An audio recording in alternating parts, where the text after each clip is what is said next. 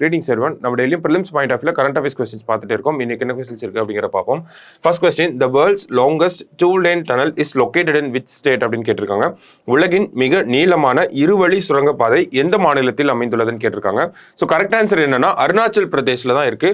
13,000 அடி, ஓகேங்களா, 13,000 ஃபீட் மீன் சீ லெவல்ல இருந்து, கடல் மட்டத்திலிருந்து 13,000 அடி இருக்கும் அப்படிங்கிறது சொல்லியிருக்காங்க.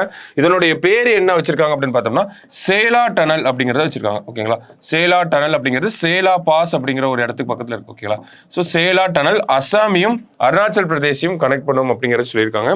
ஸோ நேற்று தான் நம்ம பிரைம் மினிஸ்டர் இதை இனாகிரேட் பண்ணி வச்சிருப்பாரு. சரிங்களா, ஸோ லாங்கஸ்ட், வேர்ல்டுல லாங்கஸ்டா இருக்கக்கூடியது. ஓகே, அடுத்தது India's first marine allied force is set up in அப்படின்னு கேட்டிருக்காங்க. இந்தியாவின் முதல் கடல்சார் உயர் இலக்கு படை எங்கு அமைக்கப்பட்டுள்ளது? யார் அமைச்சிருக்காங்கன்னா நேற்று ஹிந்து பேப்பர்லேயே பார்த்துருப்போம். தமிழ்நாடு கவர்மெண்ட் தான் இந்த ஒரு விஷயத்த பண்ணியிருக்காங்க. தமிழ்நாடோட ஃபாரஸ்ட் டிபார்ட்மெண்ட் தான் இந்த ஒரு படையை அமைச்சிருக்காங்க. சரிங்களா, மெரைன் அலைட் ஃபோர்ஸ் அப்படிங்கிற இந்த ஒரு படையை.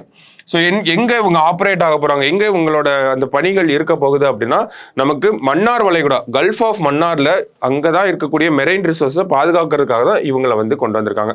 2022-23 பட்ஜெட்ல கூட இதை பத்தி சொல்லியிருப்பாங்க. சரிங்களா, அந்த ஒரு அனௌன்ஸ்மெண்ட் தான் இப்போ வந்து செயல்படுத்தப்பட்டிருக்கு. சரியா, அடுத்தது who is appointed as the chairperson of National Commission for Scheduled Caste அப்படின்னு கேட்டிருக்காங்க. பட்டியல் சாதியினருக்கான தேசிய ஆணையத்தின் தலைவராக நியமிக்கப்பட்டவர் யார் அப்படின்னு கேட்டிருக்காங்க. ஸோ பிரசிடென்ட் அப்பாயிண்ட் பண்ணியிருப்பாங்க. யார் அப்படின்னு பார்த்தோம்னா கிஷோர் மக்வானா அப்படிங்கிற இவங்களை தான் அப்பாயிண்ட் பண்ணியிருக்காங்க.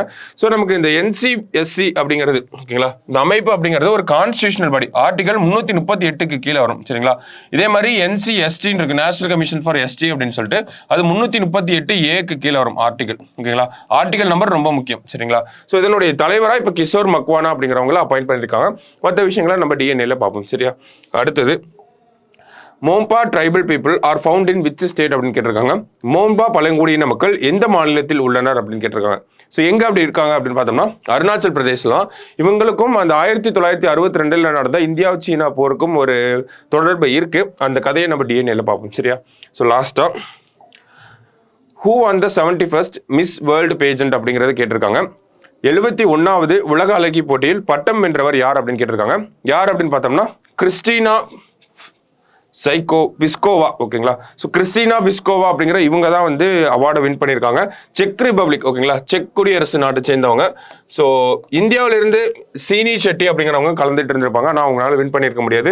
இந்தியாவில் முதல் முறையாக இந்த உலக அழகி பட்டத்தை வென்றது யார் அப்படின்னு பார்த்தோம்னா ரெய்தா ஃபாரியா 1966 வாங்கியிருப்பாங்க. இந்தியாவிலிருந்து கடைசியாக யார் வாங்கியிருந்தாங்கன்னா மனுஷி சில்லர் 2017 வாங்கியிருப்பாங்க. இந்தியாவிலிருந்து மொத்தம் 6 பேர் இந்த உலக அழகி பட்டத்தை வாங்கியிருக்காங்க. சரிங்களா, ஸோ இன்னைக்கு ப்ரிலிம்ஸ் பாயிண்ட் ஆஃப் வியூல ஒரு 5 கொஸ்டின் பார்த்துருக்கோம். நாளைக்கு இன்னொரு 5 கொஸ்டின்ல மீட் பண்ணலாம். தேங்க்யூ.